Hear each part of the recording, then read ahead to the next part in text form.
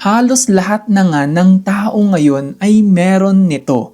Kahit na rin ang mga kabataan, akalain mong kayang-kaya at alam na alam kung paano ito gamitin, na kung minsan sila pa ang mas may alam sa isang maliit na gadget na ito.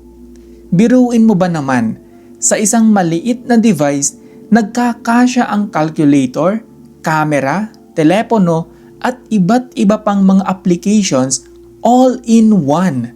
Wow! Malamang ay alam mo na kung ano ang device na ito. Ito ang washing machine.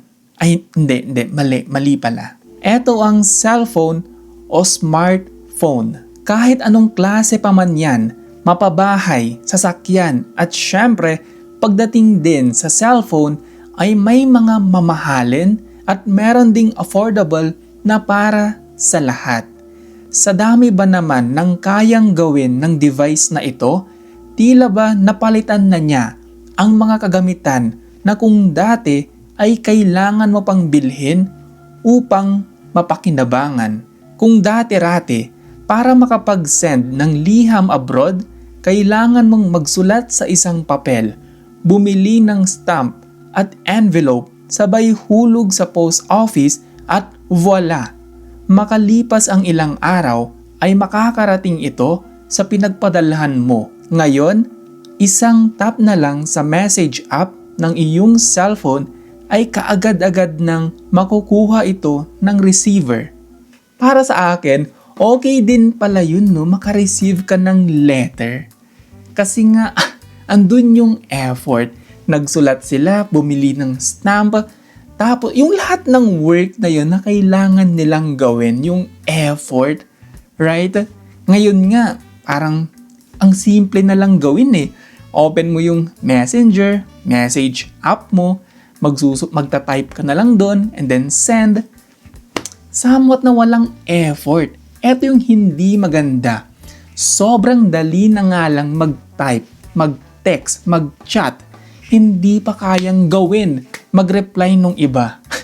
Ano ba naman yan? Sana matamaan yung mga tamad mag-reply dyan.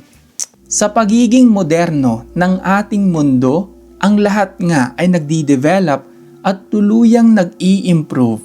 Ang tanging hindi na lang nag-i-improve, well, ito ay ang ating bansa. Hay nako, 20 years ago may korupsyon.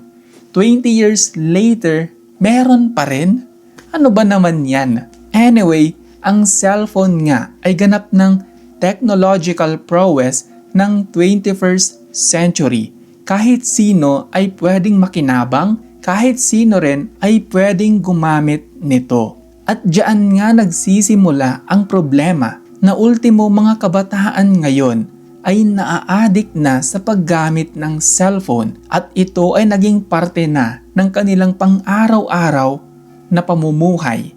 Dahil sa may presyo at mahal din ang mga ilang brand ng smartphone, tinitipid ng iba ang kanilang sarili o hindi kaya ang malala ay ang mga ilang tao tulad sa mga nababalita na kailangan pang magbenta ng kanilang kidney para lang makasabay at makabili nito.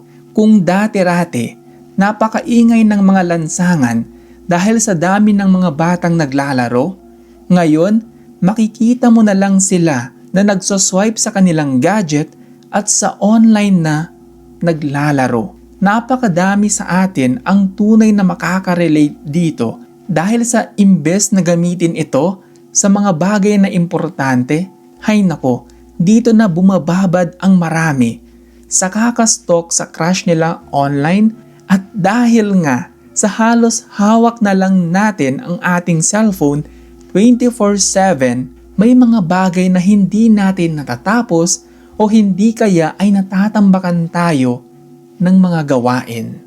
Ito rin ang madalas sisihin ng ating mga magulang kung may masakit sa atin, yan dahil sa kaka-cellphone. Bumagsak sa exam, ayan, kaka-cellphone mo yan. Hindi ka crush ng crush mo, wala na. Wala nang kinalaman ang cellphone dyan.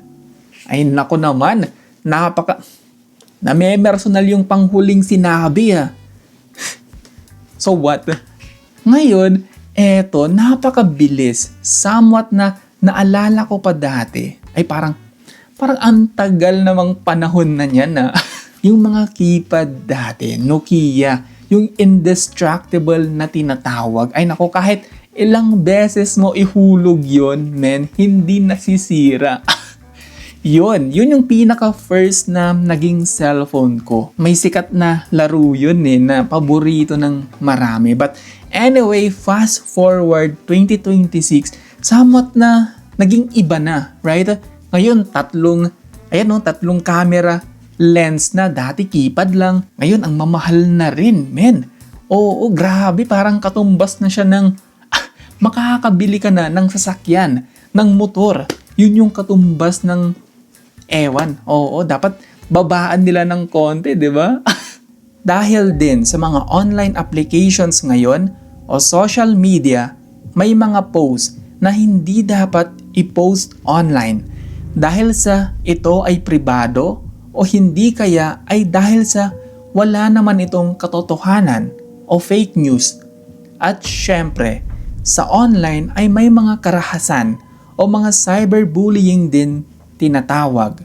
Ang paggamit nga natin ng tama at wasto sa ano pa mang gamit ay dapat na isakatuparan. Lalo na sa panahon ngayon ng AI, ang daming nagkalat na mga litrato, videos, at kahit nga mismong presidente ng mga iba't ibang bansa ay pwede nang i-create ng AI.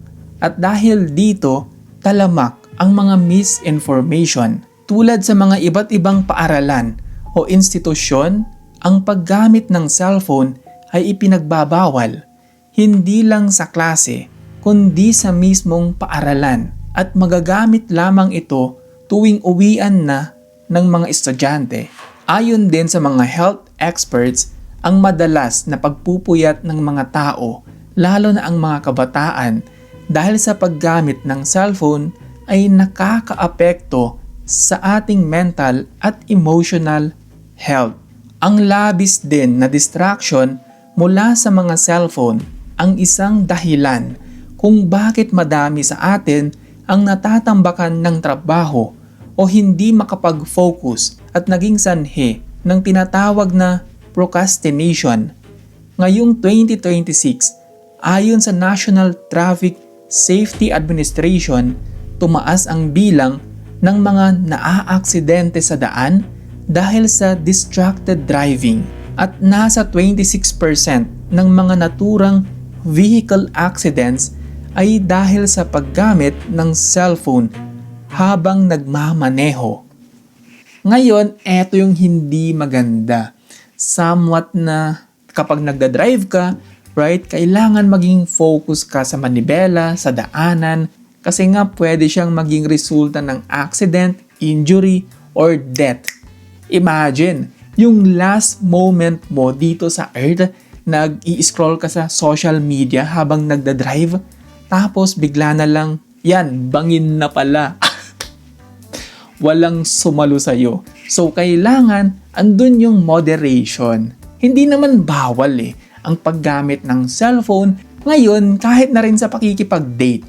Imagine yung ka-date mo ngayon. Nakaganyan lang siya habang kinakausap mo, nagta-type sa cellphone niya. Hindi rin maitatanggi na ang cellphone nga ay isa ng parte ng ating pang-araw-araw na pamumuhay. Kahit wala kang relo, ang cellphone ay kayang ibigay ang tamang oras. Kahit na nasa ibang bansa ka, pwede mong makausap ang iyong mahal sa buhay sa pamamagitan ng mga social media apps. At syempre, isa itong number 1 pa ding safety device upang makatawag ka agad sa mga pulis o mga emergency response sa oras ng aberya. At syempre, kung dati-rati, kakailanganin mong haranahin, magbigay ng mga chocolates o bulaklak sa iyong nililigawan, ngayong panahon ng modernisasyon, ultimo panliligaw na rin ay kadalasan ng nangyayari sa chat o online. I mean, hindi naman siya sa masama, right?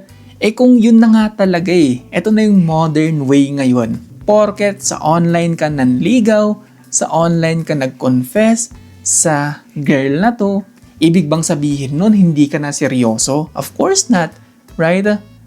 Pero sa akin, kailangan andun pa rin yung strength natin, right? Na sabihin yung nararamdaman natin in person. Pero okay din online kasi nga hindi mo alam yung magiging reaksyon, mababasted ka ba o hindi kaya masasampal ka. At least sa online andun yung somewhat na safety. Yes, sana nga ay mapangalagaan pa rin natin ang ating tradisyon at huwag itong tuluyang makalimutan mula sa mga cellphone na may keypad hanggang sa makabagong smartphones ngayon na may mga high-tech cameras. Ang maliit na device na ito ay malayo ang pinanggalingan kung dati ay iilan lamang ang nakaka-afford nito at may alam gamitin, ngayon ay tila ba lahat na ng tao ay meron nito. Sana nga ang disiplina sa paggamit ng ating mga cellphone ay maging top priority pa rin natin, lalo na ang mga kabataan. At sana din ay huwag tayong maging kampante online, mapa-offline world o sa realidad din. Ang ating buhay ay sing ganda at sing ayos ng ating pinopost online. Napakaganda ng topic na ito. Hindi ko naman itatanggi, may cellphone din ako. Somewhat napupuyat din, kakascroll, kahit walang kausap, walang kakol. Ano ba naman yan? Bumalik ulit dun Ang ganda na sana na itawid ko na, tapos bumalik na. Tapusin na nga lang natin tong video na to. Ayun, okay na yan.